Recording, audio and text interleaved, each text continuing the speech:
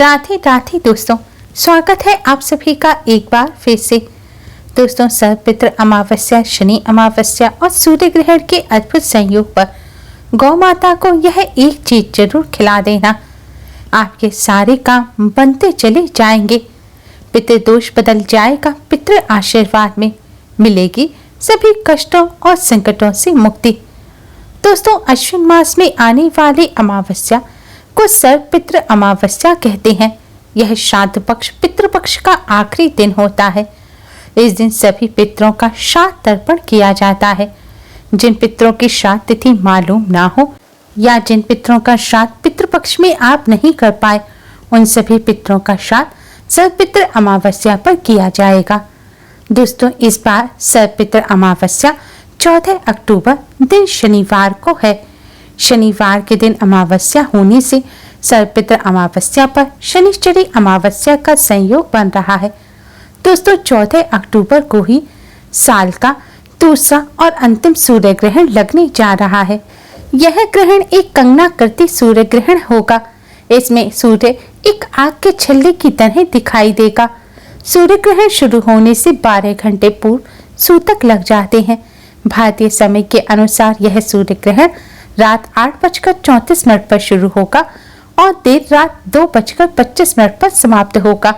क्योंकि रात में भारत में सूर्य दिखाई नहीं देगा, इसलिए ये ग्रहण भारत में दिखाई नहीं देगा, इसलिए इसके सूतक भी भारत में मान्य नहीं होंगे। दोस्तों, इस बार सूर्य ग्रहण शनिश्चरी अमावस्या और सर्वपितृ अमावस्या होने से इसका महत्व कई लाख गुना अधिक बढ़ गया है। इस दिन दान पुण्य करने का विशेष महत्व होता है। इस दिन दान करने से पितरों की आत्मा को शांति मिलती है। अगर आप शनि की साढ़े साती और ठैया के प्रकोप से को कम करना चाहते हैं तो इस दिन काली वस्तु जैसे कि काले तिल, काली उड़द, काले कपड़े आदि चीजों का दान अवश्य ही करें। दोस्तों, सर्वपितृ अमावस्या की रात्रि को पितृ वापस पितृलोक को चले जाते हैं। यह पितरों को प्रसन्न करने का आखिरी दिन होता है। श्राद्ध पक्ष, जिसे पितृपक्ष या कनागत भी कहा जाता है, यह वह समय होता है जब हमारे पूर्वज धरती पर होते हैं और हम श्राद्ध कर्म करके उनका आशीर्वाद प्राप्त करते हैं। हिंदू धर्म में मृत्यु के बाद श्राद्ध करना बेहद जरूरी माना गया है। मान्यता है कि अगर अपने पूर्वजों का विधि पूर्वक श्राद्ध और तर्पण नहीं किया जाए तो उन्हें इस लोक से मुक्ति नहीं मिलती। इसलिए पितरों की मुक्ति के लिए श्राद्ध पक्ष का बेहद महत्व है। ब्रह्म वैवर्त पुराण के अनुसार देवताओं को प्रसन्न करने से पहले मनुष्य को अपने पितरों यानी कि पूर्वजों को प्रसन्न करना चाहिए। पितृदोष को सबसे जटिल कुंडली दोष माना जाता है। पितरों की शांति के लिए हर वर्ष भाद्रपद शुक्ल पूर्णिमा से अश्विन कृष्ण अमावस्या तक के काल को श्राद्ध पक्ष कहा जाता है। शास्त्रों के अनुसार जिन लोगों के पितृ उनसे प्रसन्न नहीं होते, उन्हें पितृदोष का श्राप लगता है। माना जाता है कि जिस घर में पितृदोष का श्राप लगता है उस घर के सदस्य कभी भी सुखी नहीं रहते और ना ही वह जीवन में सफलता प्राप्त कर पाते हैं। इसी कारण से पितृपक्ष में पितरों का तर्पण किया जाता है और उनसे क्षमा याचना की जाती है। इस दौरान कुछ समय के लिए यमराज पितरों को आजाद कर देते हैं ताकि वह अपने परिजनों से श्राद्ध ग्रहण कर सकें। माना जाता है कि जिस घर के पितृ अपने परिवार के लोगों से खुश रहते हैं उस घर के लोगों को देवी देवताओं का भी आशीर्वाद प्राप्त होता है। दोस्तों, आज की इस वीडियो में हम आपको सर्वपितृ अमावस्या के अद्भुत संयोग पर करने वाला एक बहुत ही आसान और असरकारक उपाय बताने जा रहे हैं। इस उपाय को करने से पितृदेव प्रसन्न होते हैं। पितृदेव की कृपा से पितृदोष पितृ आशीर्वाद में बदल जाता है। पितरों की आत्मा को शांति मिलती है, पितरों को मुक्ति मिलती है। पितरों के साथ ही सभी देवी देवताओं का भी आशीर्वाद प्राप्त होता है और हर क्षेत्र में सफलता मिलने लगती है। बिगड़े कार्य भी बनने लगते हैं। पितरों की कृपा से धन संबंधी समस्याएं दूर हो जाती हैं और धन का लाभ होता है। दोस्तों, इस उपाय को सही प्रकार से करने के लिए आप हमारे इस वीडियो को अंत तक अवश्य ही देखें। अगर आपने हमारे चैनल को अभी तक सब्सक्राइब नहीं किया है तो जल्दी से हमारे चैनल को सब्सक्राइब कर लें और बेल आइकन को हिट अवश्य ही करें, जिससे हमारी सभी नई वीडियोस की नोटिफिकेशन आपको फ्री में सबसे पहले मिल पाए। तो आइए दोस्तों, जानते हैं इस उपाय के बारे में। दोस्तों, पितृपक्ष के दौरान गौ माता की सेवा अवश्य ही करनी चाहिए। गौ माता की सेवा करने से पितरों की आत्मा को शांति मिलती है, पितृदोष से मुक्ति मिलती है। इसके साथ ही समस्त देवी देवताओं का भी आशीर्वाद प्राप्त होता है। अब हम आपको जो उपाय बताने जा रहे हैं यह भी गौ माता से ही जुड़ा है। उपाय करने के लिए सुबह स्नान करके स्वच्छ वस्त्र धारण करें। इसके बाद साफ आटा मढ़ें। आटे में आपको नमक नहीं मिलाना है और शुद्ध जल से आपको साफ आटा मढ़ना है। आटा मळने के पश्चात आप अपने चूल्हे की गैस की सफाई करें। तवा, चकला, बेलन सब अच्छी तरह से साफ कर लें। सब चीजें साफ करने के पश्चात अब आप एक रोटी बनाएं। रोटी बनाकर रोटी को आप एक प्लेट में रखें। अब इस रोटी पर आप शुद्ध घी लगाएं। शुद्ध घी लगाने के बाद अब आप रोटी पर थोड़ा सा गुड़ रखें। गुड़ ना हो तो थोड़ी सी चीनी डाल दें। इसके बाद थोड़े से काले तिल लें। तिलों को अच्छी तरह से साफ कर लें और पानी से धो लें। इसके बाद थोड़े से तिल आप रोटी के ऊपर डाल दें।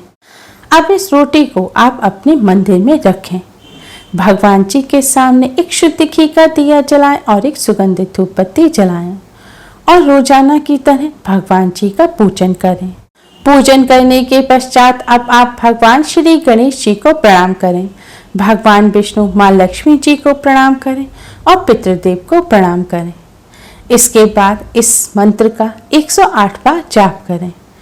मंत्र इस प्रकार है: ओम पितृभ्य नमः, ओम पितृभ्य नमः। इस मंत्र का आपको 108 बार जाप करना है। मंत्र का जाप आप उंगलियों पर गिनकर या फिर मिश्री के दानों पर किसी भी चीज पर गिनकर कर सकते हैं, या आप किसी माला पर भी इस मंत्र का जाप कर सकते हैं। दोस्तों, अगर मंत्र का जाप करने में आपको कठिनाई महसूस हो तो आप पितृ चालीसा का पाठ करें। पूजन करने के पश्चात अब आप इस रोटी के प्लेट को अपने हाथों में उठा लें और सिर झुकाकर प्रणाम करें। आप भगवान श्री गणेश, भगवान विष्णु, माँ लक्ष्मी जी और पितृदेव को प्रणाम करें। भगवान जी से पितरों की आत्मा की शांति की प्रार्थना करें। पितृदोष से मुक्ति की प्रार्थना करें। अपनी सभी गलतियों की, जाने अनजाने में की गई गलतियों की क्षमा प्रार्थना करें। प्रार्थना करने के पश्चात अब आप इस रोटी को ले जाकर गौ माता को खिला दें। दोस्तों, गौ माता को रोटी खिलाने से पहले आप गौ माता को हाथ जोड़कर प्रणाम करें और पितृदेव को प्रणाम करें। इसके बाद इस रोटी को आप गौ माता को खिला दें। गौ माता को रोटी खिलाते समय भी ओम पितृभ्य नमः मंत्र का जाप मन ही मन करते रहें। जब गौ माता रोटी खा लें उसके बाद आप गौ माता को हाथ जोड़कर प्रणाम करें। इसके बाद अपने पितरों की आत्मा की शांति की गौ माता से प्रार्थना करें। दोस्तों, भागवत जी में लिखा है कि मृत्यु के पश्चात अगर कोई व्यक्ति वैतरणी नदी में फंस जाता है, नरक लोक में फंस जाता है, तो गौ माता की पूंछ पकड़कर ही वैतरणी नदी से पार होता है। इसलिए पितृपक्ष के दौरान गौ माता का विशेष रूप से पूजन करना चाहिए। गौ माता की सेवा करनी चाहिए। गौ माता की सेवा करने से, गौ माता की कृपा से पितरों की आत्मा को शांति मिलती है, पितरों को मुक्ति मिलती है। अगर पितर नरक यातना भोग रहे होते हैं तो उन्हें नरक लोक से भी मुक्ति मिलती है। दोस्तों, गौ माता को रोटी खिलाते समय आप कुछ बातों का विशेष ध्यान रखें। कुछ लोग अपने घर में रोटी बनाते तो हैं, लेकिन उस रोटी को बनाकर बिना किसी प्लेट के ऐसे ही स्लिप पर किचन में रख देते हैं। यह करना बहुत गलत है। गौ माता को आप जो भी रोटी खिलाएं उसे सम्मान से अच्छी तरह से प्लेट में रखें। जैसे हम लोग प्लेट में रखकर खाना खाते हैं, इसी तरह गौ माता की रोटी को भी सेकने के बाद प्लेट में रखना चाहिए। और कुछ लोग ऐसे होते हैं जो रोटी बनने के बाद रोटी को तय करते हैं, पुरुष अपनी जेब में रखकर रोटी को गौमाता के खिलाने के लिए ले जाते हैं या फिर गौमाता के सामने जाकर रोटी को फेंक देते हैं। यह सब करना गलत है। इससे आपको कोई भी लाभ प्राप्त नहीं होगा। गौमाता को रोटी हमेशा अच्छी तरह खिलानी चाहिए। गौमाता के सामने रोटी फेंकनी नहीं चाहिए। अगर आपको गौमाता से डर लगता है तो आप गौमाता की जो खाने की जगह होती है, जहाँ पर भूसा रखा है, आप गौमाता की उस जगह पर रोटी रख दें या फिर जिनके घर गौमाता हैं आप उनके हाथ में इज्जत से रोटी दें कि यह गौमाता की रोटी है और वह इसे गौमाता को खिला दें। गौमाता की रोटी का कभी भी अनादर ना करें, ना ही गौमाता की रोटी को ऐसे जेब में रखकर ले जाएं। गौमाता की रोटी को अच्छी तरह से प्लेट में रखकर हाथों में रखकर ही गौमाता के पास ले जानी चाहिए। इस उपाय को करने से पितरों को नरक यातना से मुक्ति मिलती है, पितरों की आत्मा को शांति मिलती है, पितरों को मुक्ति प्राप्त होती है। शास्त्रों के अनुसार गौमाता में 33 कोटि देवी देवताओं का वास होता है। इस तरह गौमाता की सेवा करने से पितरों के साथ साथ समस्त देवी देवताओं का भी आशीर्वाद प्राप्त होता है। इस उपाय को करने से पितृदेव प्रसन्न होते हैं और पितृदोष पितृ आशीर्वाद में बदल जाता है। पितरों की कृपा से हर कार्य में सफलता मिलती है, बिगड़े काम बनने लगते हैं और धन का लाभ होता है। धन प्राप्ति के नए मार्ग खुलते हैं। दोस्तों ध्यान रखें, आपको गौमाता की रोटी को बासी नहीं करना है। यानी कि आपने सुबह रोटी बना दी और आप अगले दिन उस रोटी को गौमाता को खिला रहे हैं, यह भी करना बेहद गलत है। अगर आप किसी कारणवश गौमाता को सुबह रोटी नहीं खिला पा रहे हैं तो शाम के समय जब खाना बनता है तब भी आप पहली रोटी गौमाता के नाम की निकालकर गौमाता को इस रोटी को खिला सकते हैं। लेकिन ध्यान रखें, रोटी आपको पहले ही निकालनी है और रोटी हमेशा सफाई से ही बनाएं और इस रोटी को पितरों के नाम से आप गौमाता को खिलाएं। शास्त्रों में बताया गया पितृदोष को दूर करने का और पितरों की आत्मा की शांति और मुक्ति का ये बहुत ही आसान और असरकारक उपाय है। उम्मीद है आपको हमारी ये वीडियो पसंद आई होगी। प्लीज लाइक करें, हमारे इस वीडियो को अपने फ्रेंड्स और रिश्तेदारों में ज्यादा से ज्यादा शेयर करें जिससे वह भी इसका लाभ उठा सकें। हमारी और भी वीडियोस के लिए हमारे चैनल को सब्सक्राइब करना ना भूलें। Thanks for watching. Radhe Radhe.